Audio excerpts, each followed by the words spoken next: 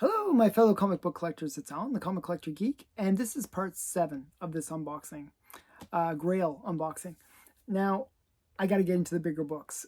So, there was a few episodes there where smaller books, but there was some, I mixed in a couple good things as well.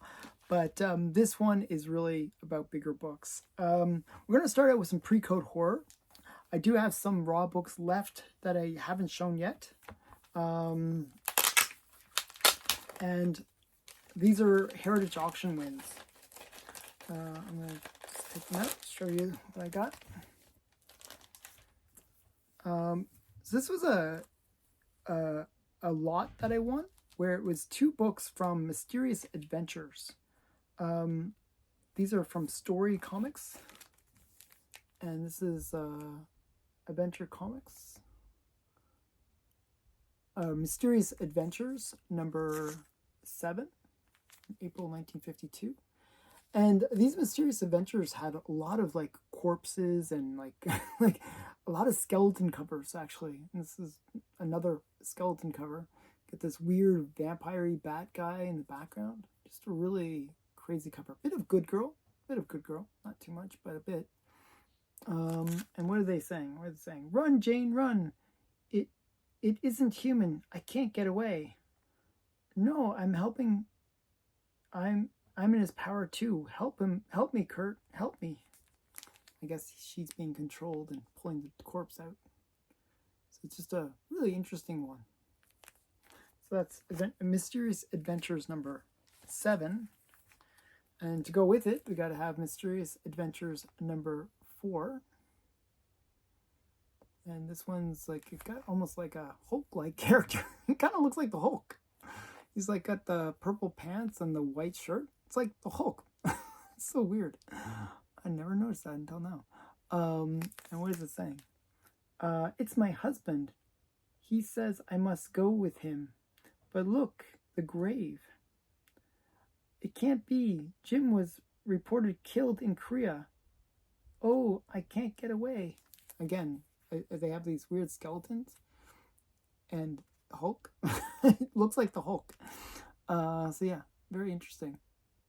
So this is Mysterious Adventures number 4. And it's Tales of Horror, the coffin that grew. The little coffin that grew. Very cool. So yeah, so that's some Precode Horror.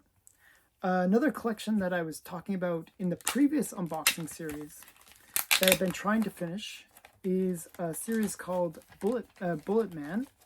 But before it was called Bullet Man, it was called Nickel Comics. It was a title called Nickel Comics. And that's where Bullet Man got his first appearance. And this is Nickel Comics number 6. I picked this up for a steal, actually, on Heritage. I was quite excited. They all have the sticker on them. It's not on the comic, it's on the bag, because of their Heritage Auction wins. But I thought this one presents really, really nicely. And what grade did they say it is? Actually, they graded kind of low. They graded it a good plus. That's interesting. Usually I find Heritage grading is a little bit sketchy. But maybe it's cover detached or something. But it looks very, very sharp. So Nickel Comics number 6. Now the series of Nickel Comics ran for 8 issues. And I've got the full run now. So Nickel Comics number 6. And we got starring Bullet Man. The all-star Bullet Man. Okay, this next one, actually I picked this up for a steal as well. This was another, for a while there on Heritage, I was bidding based on not really trying to win, but if I won, I'd be happy, like, because I got a steal. So I was sort of bidding very, very conservatively, and I just managed to get a few kind of major wins. This was a major win where I got it for a really great price. I forget how much I paid. It wasn't much though. This is Out of the Shadows number 12. From Standard Comics 1954. And this is actually one of the rarer issues from the run. You got this sort of Dracula guy. He almost looks like Blackula. Doesn't he look like Blackula? I love that movie. It's an awesome movie. Yeah, the Hand of Death. And he's coming in to get, I guess this is his bride. So very cool. Who did the cover? It does not say. Well, that's really annoying. Doesn't say who did the cover. It just says Jean Fawcett art. So maybe he did the cover. I doubt it. Usually it would say who did the cover. But Out of the Shadows, number 12.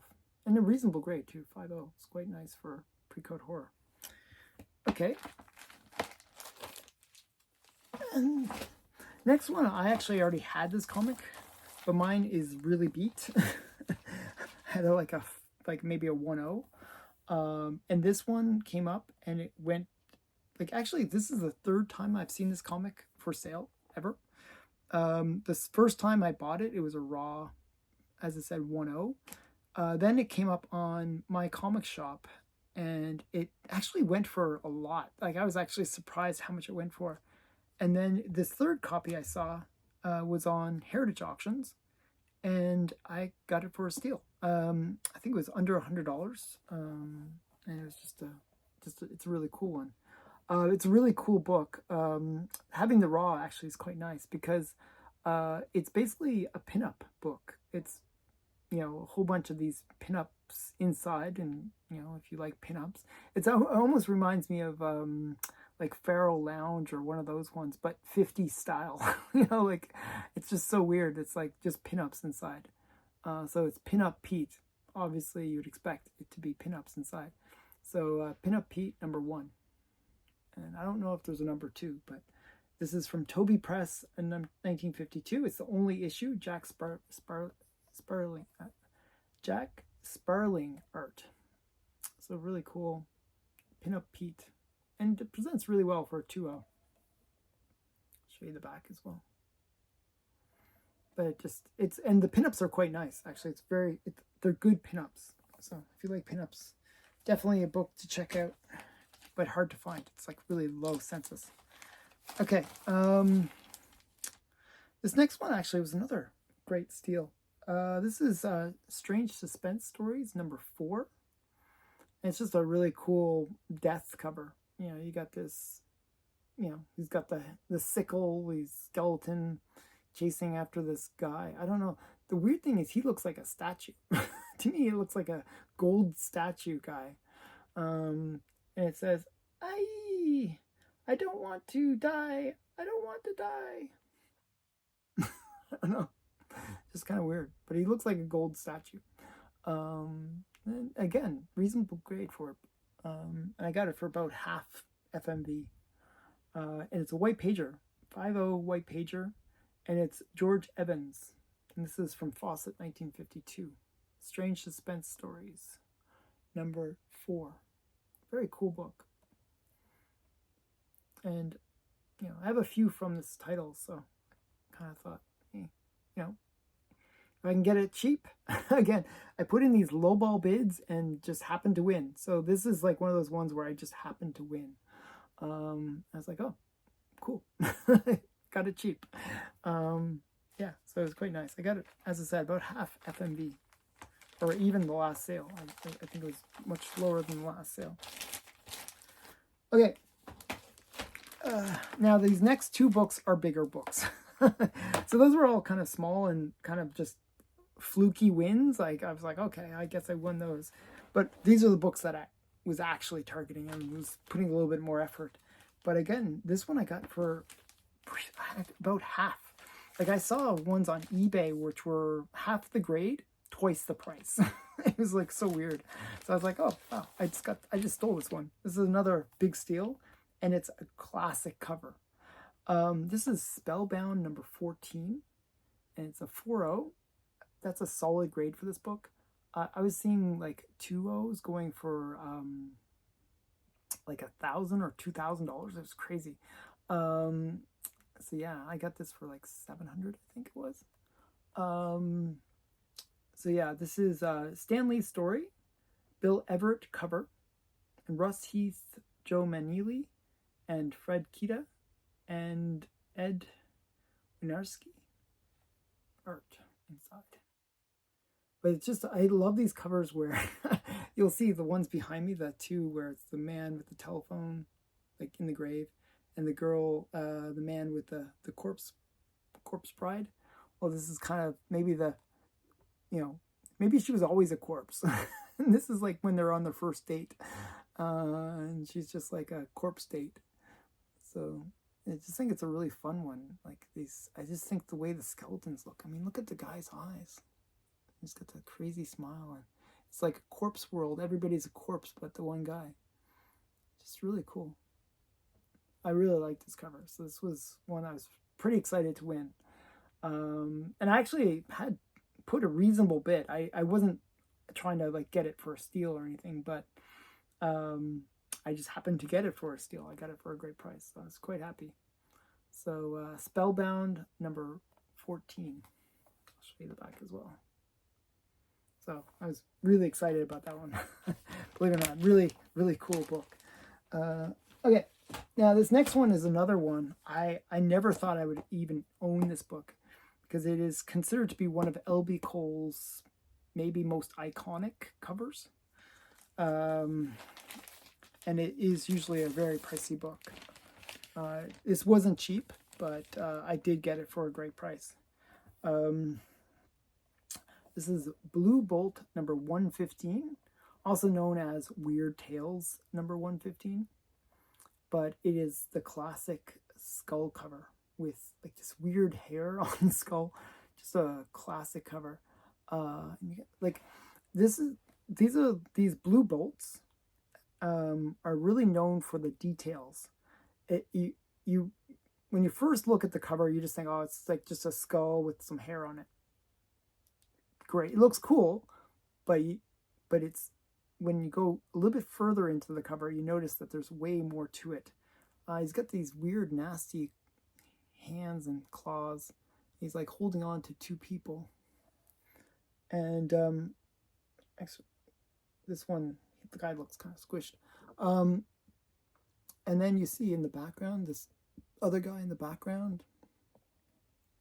See this weird candle kind of going on over here. Get the blood in the ground. And it looks like, this guy looks like maybe a Chinese soldier. Because this would be around the Korean War. You get the blood and the gun in his hand. And the other thing that is kind of very, I don't know why, but these were all done through Star Comics, which was L.B. Cole's own publishing house.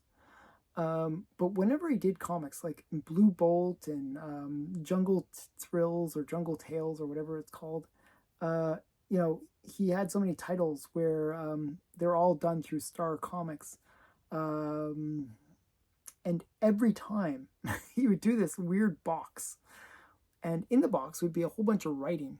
And it's like almost impossible to read. It's like an eye exam to try to read it. I don't know how you'd read it. This one's not so bad, actually. Some of them are really, really tiny. Somewhere in the steep mountain range, central Korea, a huge cavern as yet unmapped by allied or enemy forces rises in forbidding appearance among the peaks of antiquity. And here in this somber labyrinth, an American soldier discovers a long forgotten secret of terrible consequences, the warrior of death. Just a really cool cover. Yeah, L.B. Cole actually recycles this skull guy on other covers, but this is probably the most iconic of them. And it's just a classic skull cover. It doesn't say it, but it is a classic skull cover. So Blue Bolt number 115. Just a major grail for L.B. Cole collectors. And just a really cool book. I was quite excited to get this one. So this is my big L.B. Cole pickup. So yeah, from 1952.